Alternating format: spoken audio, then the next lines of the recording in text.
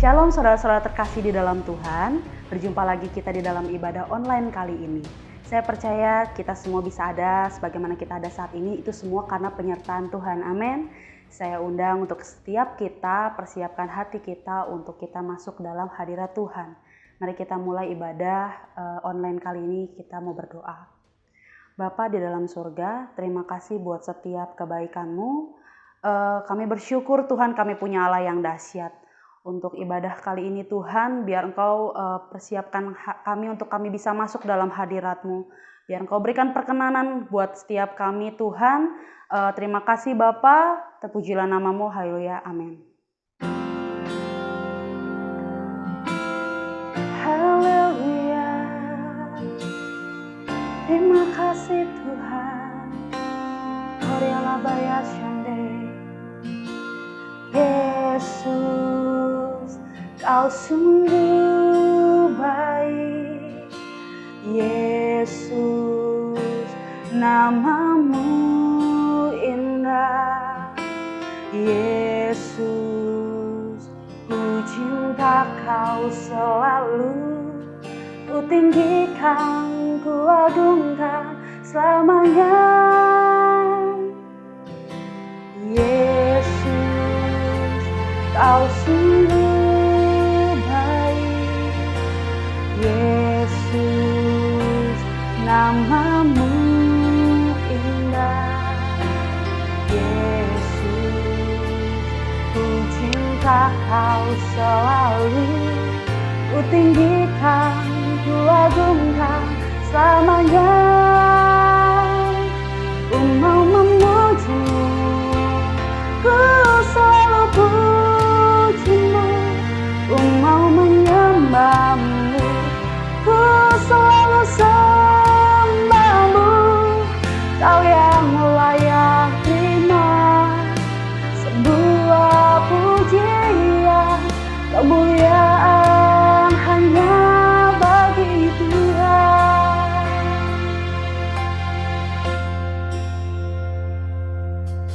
Yesus, Kau sungguh baik. Yesus, nama-Mu indah. Yesus, ku cinta Kau selalu. Ku tinggikan, ku agungkan selamanya. Ku mau memuji-Mu, ku selalu puji-Mu. Ku mau menyembah-Mu, ku selalu sembah-Mu. Kau yang layak terima semua pujian, kemuliaan hanya bagi Tuhan. Ku mau memuji-Mu, ku selalu puji-Mu. Ku mau menyembah-Mu, ku selalu sembah-Mu. Kau yang layak terima semua pujian, kemuliaan hanya bagi Tuhan.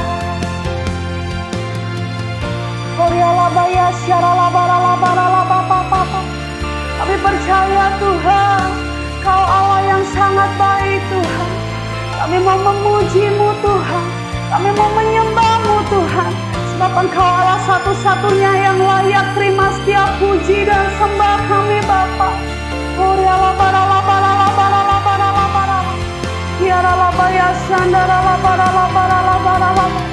Kami percaya kasih setia-Mu tidak pernah berhenti buat setiap kami Tuhan.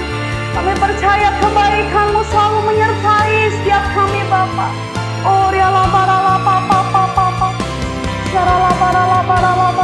Terima kasih Tuhan, terima kasih Yesus.